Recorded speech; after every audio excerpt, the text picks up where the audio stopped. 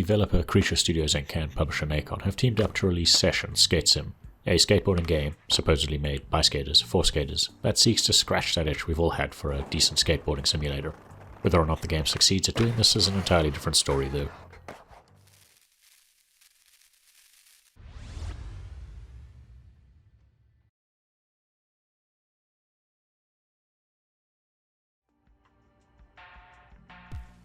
In Session Skate Sim, players get the chance to create their own skater, but it's from a range of extremely basic looking character creation tools. Once this is done, and you've given your skater boy, or girl, a name, it's time to see you later boy. As in, you're thrown into one of the map areas and tasked with getting through the tutorial with very little fanfare. You see, the tutorial in Session Skate Sim is fairly basic, and unfortunately does not do a good enough job of teaching you how to play the game. In fact, if you're able to get through the tutorial without regretting your purchase, you already have more patience than most gamers out there. Session Skate Sim's dual thumbstick control scheme and the disappointing tutorial will put off a lot of gamers and immediately polarize anyone who picks this up. That said, if you can persevere and get to grips with the twin stick controls, it can be a technically rewarding game. The way it works is that the controls combine thumbstick and trigger inputs to simulate manipulating the board with either foot. It makes for a very hands-on type of gameplay that's not going to be intuitive for everybody.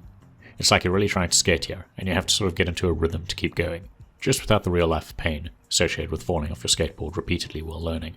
As for what you do with these digital skateboarding skills, unfortunately the game's missions tend to become a grindfest of failure as you try again and again and again. Should you eventually succeed at pulling off a specific trick, it feels great, but more often than not, the painful slog you had to go through to get there ruins the entire experience. Bafflingly, you also cannot see how to pull off each trick again, as the explanation isn't repeated or accessible as an on-screen prompt.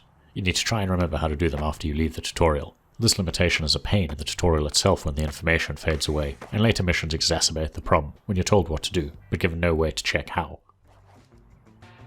Where Session Skate Sim excels lies not with the mission objectives and the associated tasks, but rather with the game's open-world environments.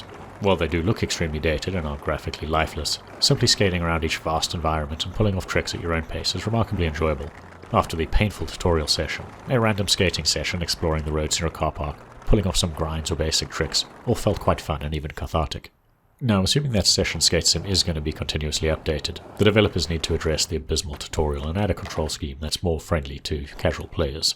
You're unable to remap any buttons, and if you struggle with the control scheme currently, you'll hate playing it.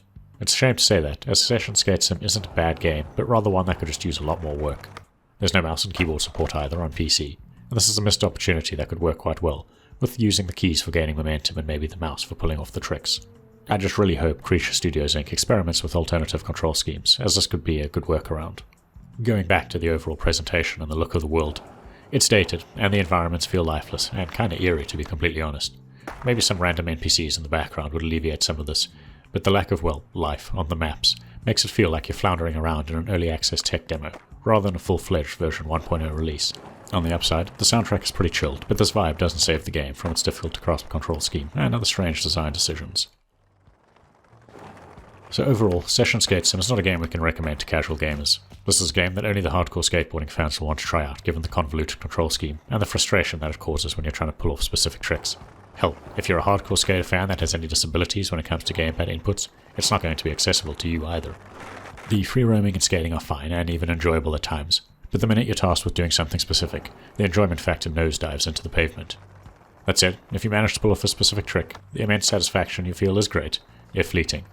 But again, this doesn't redeem the game, and Creature Studios Inc. needs to address the controls and the tutorial to make it easier for gamers to control their skateboarder, regardless of their skill level or dexterity. At least on PC, Session Skate Sim is not that expensive, but it might be a title you'll still want to wait for a deep discount before taking the plunge.